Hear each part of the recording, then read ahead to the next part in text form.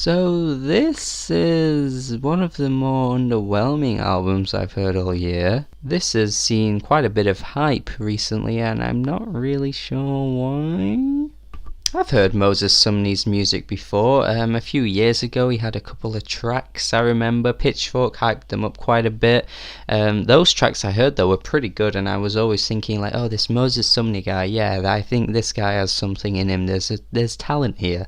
And sure, there's talent, but I'm not really seeing all that much on this new debut album, to be honest. Aromanticism is a very soft and delicate album, to the point where I don't really feel like I should criticise it because I just don't want to hurt its feelings.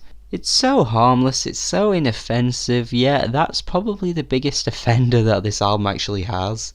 First of all, the first 3 tracks on this album honestly sound like they came from some kind of like Disney soundtrack. Like they're just so like whimsical and airy-fairy that I just like can't really listen to them without thinking that I'm listening to like a children's TV show or like a kids film. I just can't take them very seriously. I do think things get a bit more positive when we get to the track Quarrel, track 4, which has these harps in the song that are really beautiful and honestly reminds me so much of the Milk-Eyed Mender, the first album from Joanna Newsom. And I sort of wouldn't be surprised if Moses takes influence from artists like her and even Regina Spektor too, but he's really far away from hitting the mark for an entire album to get on the level of those 2 artists.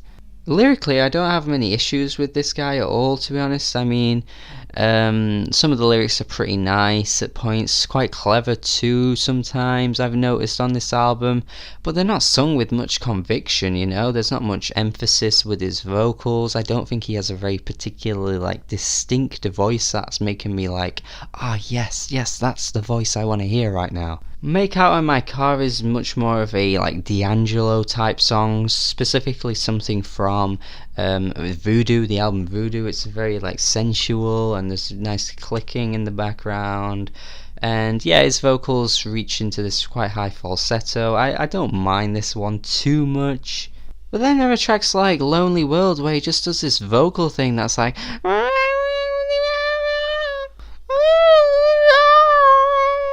now, if you enjoyed me doing that, then this song is for you. Seriously though, man, there's falsetto, but then there's just screeching, like inaudible garbling that sounds really bad and doesn't set any kind of mood at all. I'm really not seeing the hype to this one, honestly. I'm sure when the 2017 is over and I see all the year-end lists with this on, then I'll be moaning that this was one of the more overrated albums of 2017. I wouldn't say this is like a terrible album, but when I think of how much I enjoyed this album, which was very little at all, I can't really, grade this very highly. I can't say I'm going to recommend this either, honestly. I just don't see the appeal. I'm not feeling this one at all.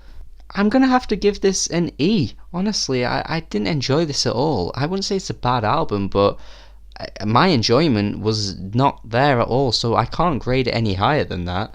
I do think this will be very controversial for some people, especially considering this is an acclaimed album that a lot of people are loving and a lot of people are rating so highly.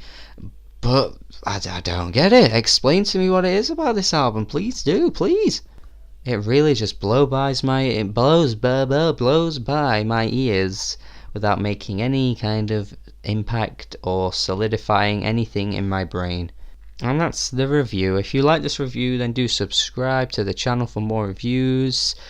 If you hate this review, let me know too, and have a good day anyway.